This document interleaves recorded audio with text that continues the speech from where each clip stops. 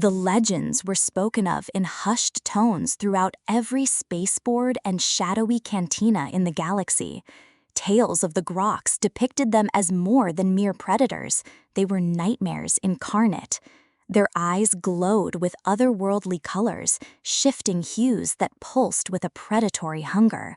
Their hides, adorned with shimmering scales that defied any known armor, rippled over impossibly powerful muscles. Their roars resonated with a force capable of shaking the entire plating of a cruiser. Stories circulated of Groks tearing through legions of heavily armed troops from planets that had surrendered to their insatiable dominion, entire fleets disappearing into the interstellar void, leaving only whispers of scaled monstrosities lurking in the nebula for centuries. The civilizations of the Milky Way had learned and relearned a singular lesson. The Groks could not be tamed, could not be reasoned with, and could not be halted. However, humans were newcomers to the galactic arena. We arrived with our patchwork ships, our insatiable curiosity, and that irrepressible spark that had propelled us from mud huts to towering skyscrapers. To the elder races, we were audacious, perhaps even reckless. My name is Dr. Alex Tanner, and I have never overlooked the irony of my title. To claim I was a biologist would be a significant understatement. I was captivated by life in all its strange and wondrous forms. The moment I first beheld a crude holograph of a Gra, I realized I had discovered my true calling. While others deemed it insanity, I recognized it as opportunity. Rumors suggested that a GRS pack had claimed its territory on the desolate frontier moon of Eros 4, a place where no one in their right mind would dare venture.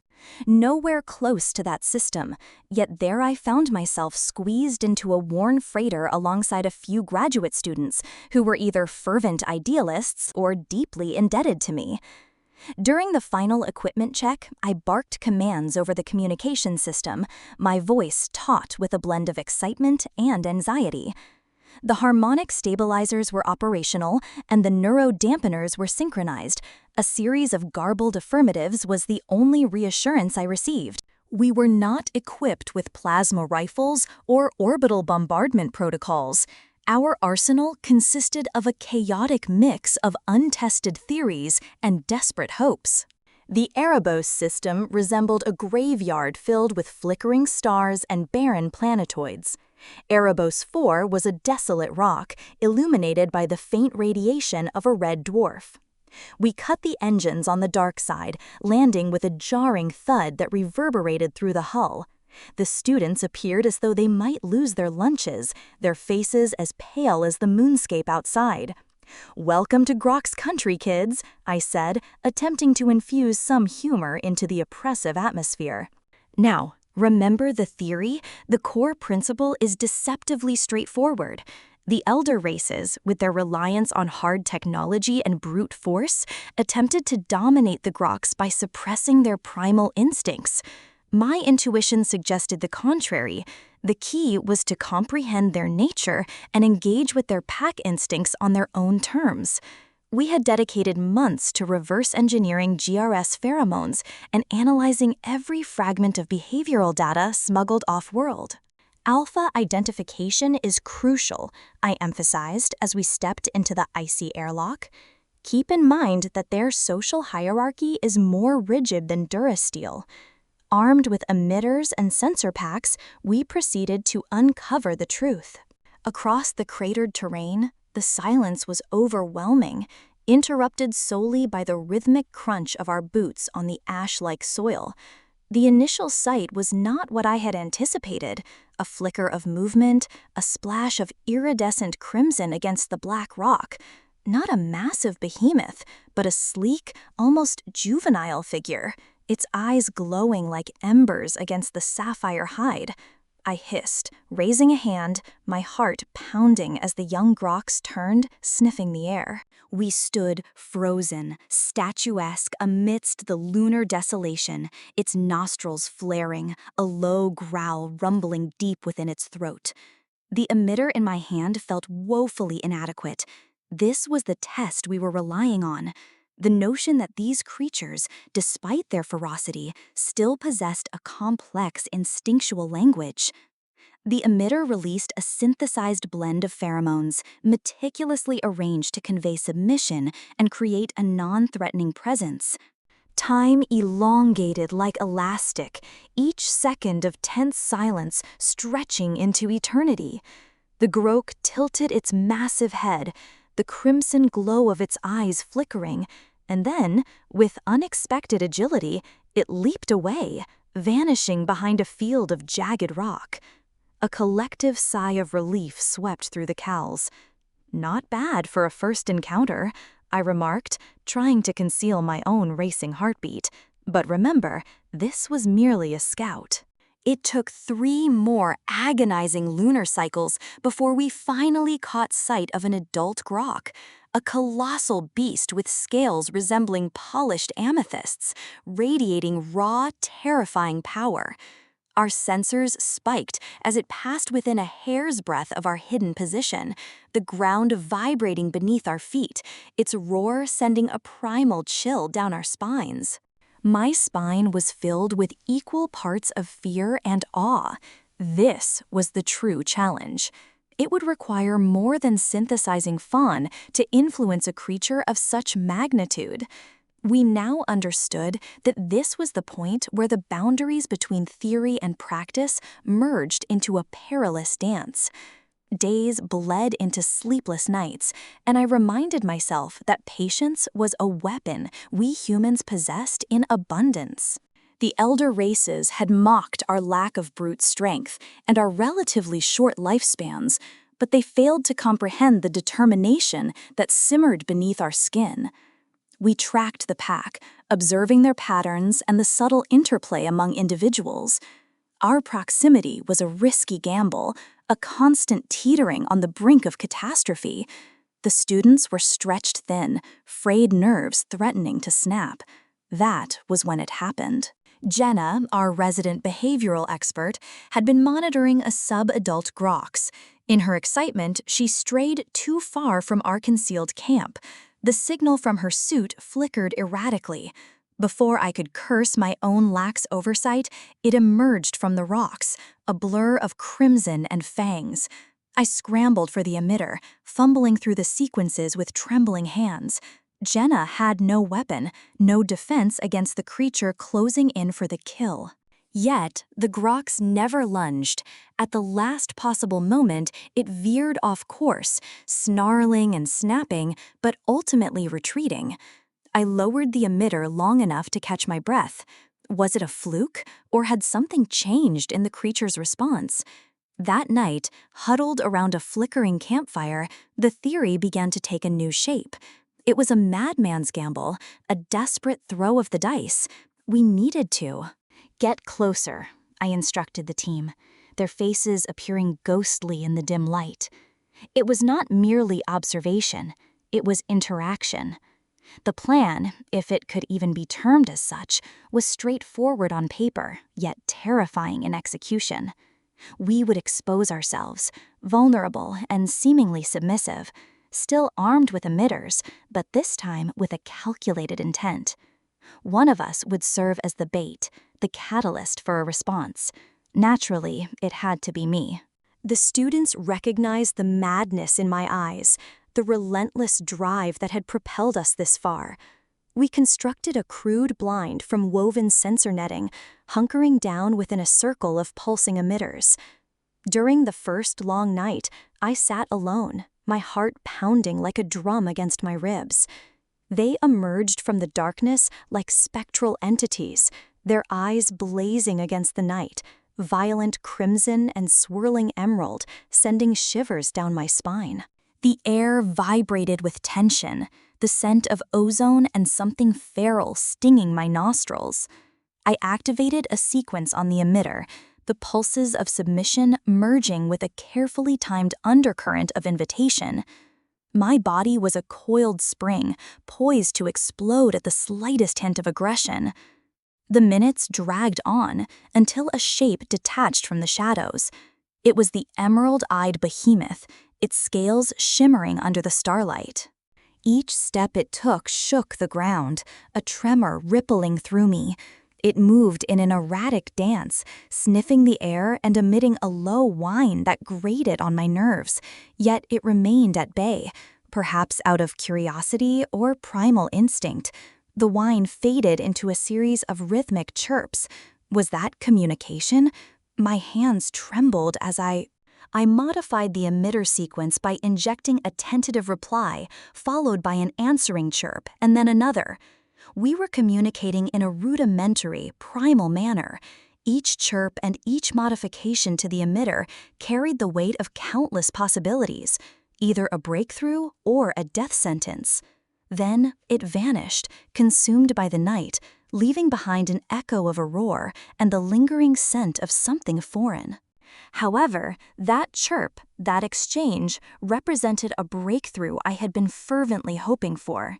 Music. The pattern repeated over the subsequent grueling nights, and with each iteration, I sensed the tension ease slightly. The GRS remained cautious, still unmistakably predators, yet there was now a hesitance, a curiosity that pierced through their sheer aggression. The students observed with eager excitement, as fear gradually transformed into the exhilarating thrill of discovery. Then came Phase 2, the most perilous of all. We devised a simple lure, biosynthetic material infused with non-threatening pheromones, presented as an offering. With trembling hands, I took on the role of the delivery boy. Each step toward the grok's den felt like a kilometer, and each second stretched into an eternity. This time, they emerged swiftly, drawn by the scent. I froze as the emerald beast closed the distance, the heat radiating from its massive body enveloping me. It took the offering delicately, a low, thrumming rumble emanating from its chest, not a growl of hunger, but a sound heavy with uncertainty. One wrong move, one flicker of fear in my eyes, and it could all end in a flash of fangs and claws. Then, with unexpected grace, it retreated, the lure safely secured between its jaws, and retracted back to the den, there in the dim light of the cave entrance. An astonishing event unfolded as the groks, including the subadults and even the juveniles, approached the lure, cautiously sniffing and interacting with the biosynth material. There were no signs of aggression or displays of dominance. Instead, it was a tentative and hesitant exploration. As months passed, the lures became increasingly elaborate, infused with pheromones intended to soothe and build trust. Gradually, the initial suspicion began to dissipate. I held my breath as a juvenile nudged my outstretched hand, the warmth of its breath brushing against my skin. The alpha, that behemoth with emerald eyes, started to linger longer during our nightly encounters, those eyes seeming to penetrate my very soul. Then came the day I had never anticipated. It was raining, a rare event on Erebos 4, with water cascading in thick, stinging sheets as I sheltered beneath a makeshift cover. A colossal figure emerged from the mist. It was the emerald-eyed alpha, alone. My first instinct was to reach for the emitter, but something restrained me. The grok stood at the edge of the downpour, its shimmering scales rippling in the dim light, exuding a vulnerability and hesitation that was unlike anything I had ever seen in these creatures. Slowly and cautiously, it lowered its head, sniffing the rain-soaked earth. A memory flashed in my mind, old videos of earth dogs reveling in their first rain shower. I hurriedly reached for the emitter, inputting a new sequence infused with playful curiosity, a muted invitation. The air vibrated with tension as I released the pulse. The groks recoiled. Then, with a snort, it charged. My heart raced, but it was not an attack. It dove into the rain, shaking its massive head, water spraying in brilliant arcs. It rolled over, revealing its belly, its legs thrashing against the air in an unrestrained manner. In that moment, something within me snapped. The scientist with his charts and sequences faded away, replaced by something entirely human. I let out a laugh, a rusty yet exhilarated sound, and plunged into the rain. There, on a desolate moon at the edge of the galaxy, I engaged with a creature that was only spoken of in fear-laden whispers. The rain drenched me, mingling with the strong scent of grox, and for a fleeting, impossible moment, there was only play. I realized that this was the breakthrough, not the emitters nor the theories, but the shared capacity for joy. That afternoon, the groundwork for something unprecedented was established. It was not the taming of a beast, but the inception of a bond. News of our progress spread across the net like wildfire. Initially, it was met with scorn. Humans playing with monsters? Dismissed as the ramblings of madmen, mere diluted whispers from a doomed outpost. Then came the footage, shaky and grainy, transmitted back to the galactic web. Me laughing amidst the skepticism, the alpha rolling in the mud at my feet, those fearsome eyes glinting with what seemed like mirth. Following this, the pilgrims arrived, or rather, the emissaries. They descended upon Erebos IV, those ancient races in their sleek ships, brimming with skepticism, and they watched in astonishment as a crimson subadult presented me with its kill, a mangled piece of Erebos wildlife, proudly laid at my feet like a grotesque offering. As I sat with the alpha, its head the size of a shuttle nestled in my lap, I ran my fingers through the shimmering scales while murmuring nonsensical reassurances. The transition from taming to partnership was a long and perilous journey, marked by setbacks and moments when the primal instincts of the GRS erupted in terrifying flashes of violence. Yet, amidst these challenges, our bond deepened. We learned to interpret their intricate body language and subtle vocalizations, and in return, they attuned themselves to our intentions and emotions. The emitters remained a tool, but gradually became a crutch we shed. News of the Erebos project spread rapidly throughout the galaxy, shaking the very foundations of the established order. Elder races dispatched envoys, scientists, and tacticians, all eager to unravel the secrets behind our success. Humans, those audacious upstarts, had achieved the impossible, not through force, but through understanding. The GRS never became pets, nor were they ever fully domesticated. They retained their wildness, with their predatory nature being an intrinsic part of their identity.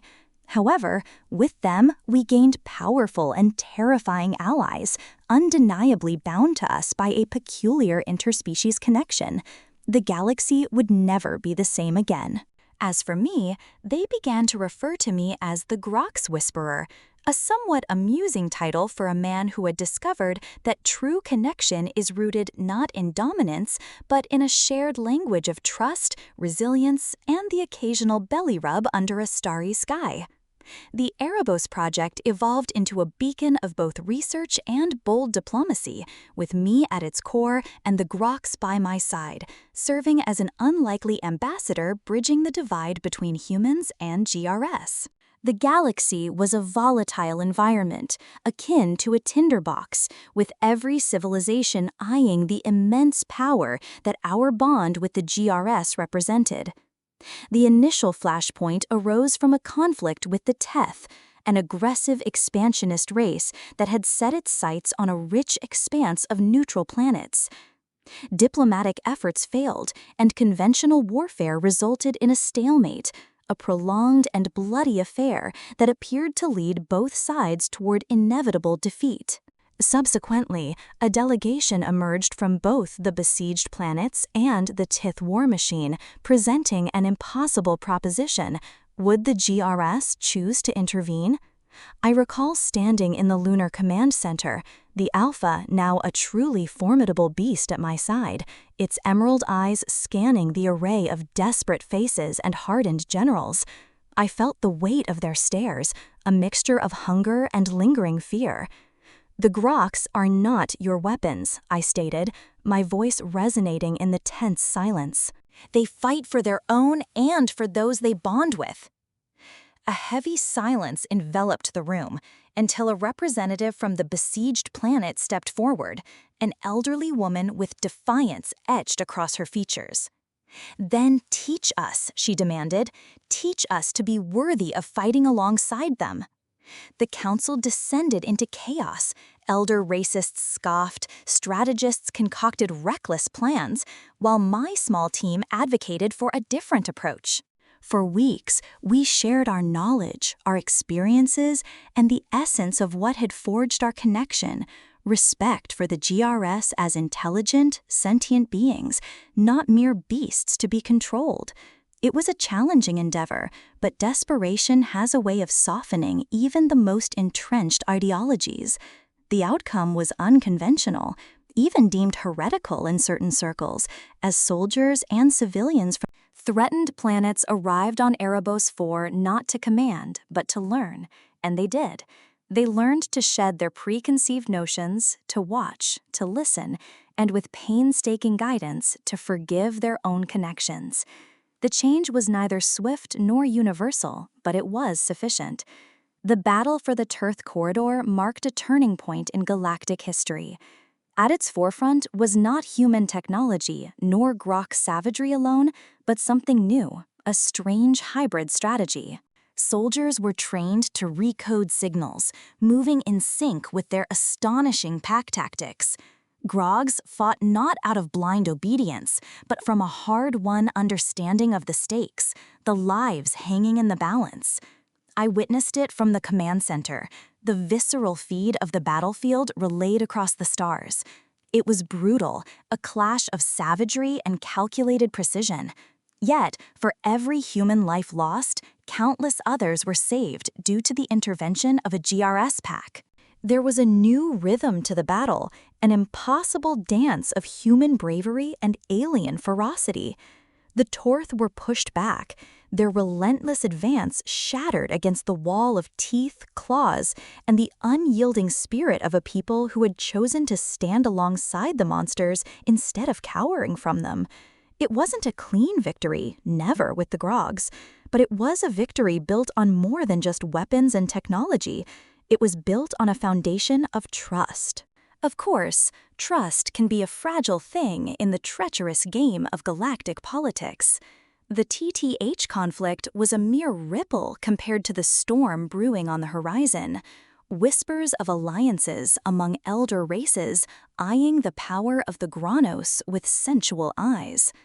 Galaxy still did not fully comprehend that it was not about control, but rather about the chaotic, perilous, and beautiful act of choosing to understand a being fundamentally different from oneself.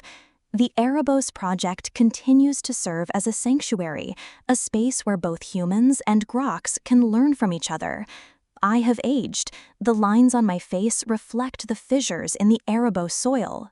Yet, the fire still burns brightly, for there are always new frontiers, new monsters spoken of in fear throughout the star lanes, and new opportunities for mad scientists and determined dreamers to once again demonstrate that humanity's greatest strength lies not in our domination of the galaxy, but in our limitless ability to connect, to understand, and to construct bridges across the vast divides that separate us.